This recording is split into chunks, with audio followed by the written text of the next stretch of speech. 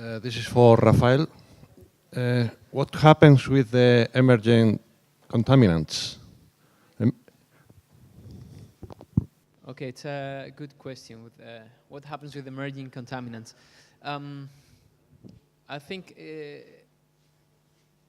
we have a look to the new legislation of the European Commission, which is coming and which is, I would say, very restrictive.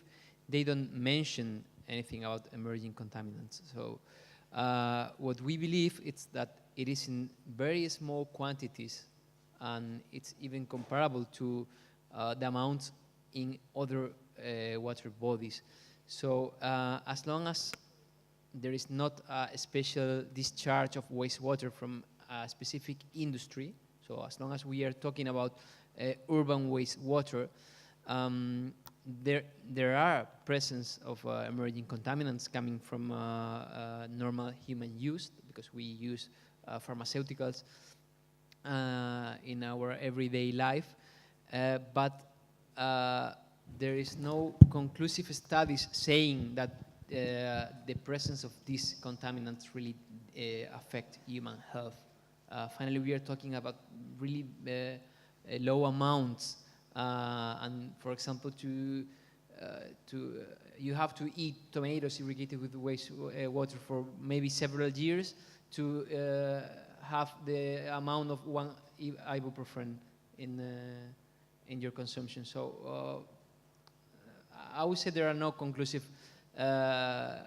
standards for this, and even when the European Commission is setting very restrictive limits for E. coli that maybe are not necessary, because 10 UTM of E. coli, it's very, very restrictive, and if they don't pay attention to these microcontaminants, I would say that are not very, very important.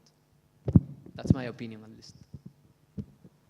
Are there any further questions?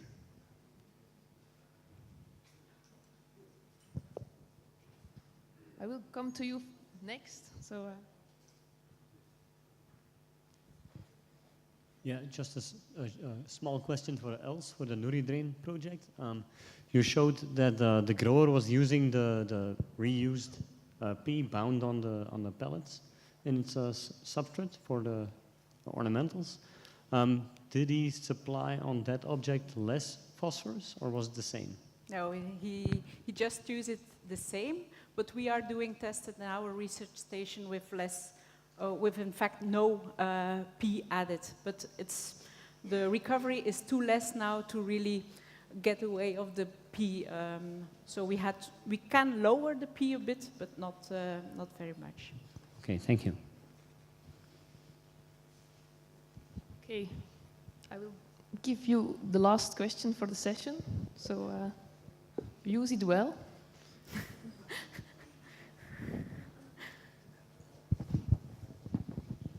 Thank you. You said you are giving recommendations to the farmers on fertilization. What kind of recommendations are you giving? It's the kind of fertilizers, the amount of fertilizers, the way they use it, or what kind of recommendations are you giving? It's on? Yeah. Yeah, it depends of the farm. It can go very, very wide. For vegetable growers, for example, we offer them soil sampling, and together with the soil sampling, we give advice, but we also look at the types of fertilizer is used. Maybe we can say you can diminish the manure, and you can adjust more with chemical fertilizers, because you have some more, it's more easy to do some extra side dressings. But there are also greenhouse farmers, for example, and they have questions about recirculation, if they still have some drain to the ditches, and that are questions for Els, and there are other solutions, of course. So it's very, very wide.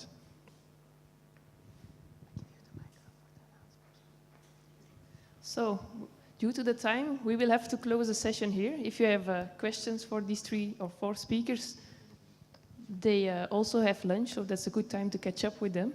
So thank you very much to make this a very nice session, and hopefully you can talk still a lot. So I give the word to Milagros.